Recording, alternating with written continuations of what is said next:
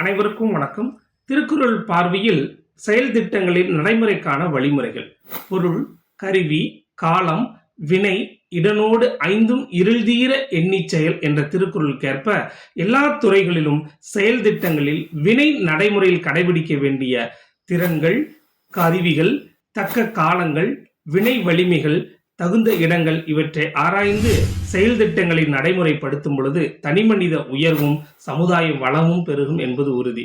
21/7/2024 ஞாயிற்றுக்கிழமை அன்று இந்திய நேரம் மாலை 6:30 மணி முதல் 8 மணி வரை நடக்க இருக்கின்ற நேரடி மற்றும் இணையவழி பயிலங்கத்தில் அனைவரும் கலந்து கொண்டு பயன்பெறுக. நன்றி, வணக்கம்.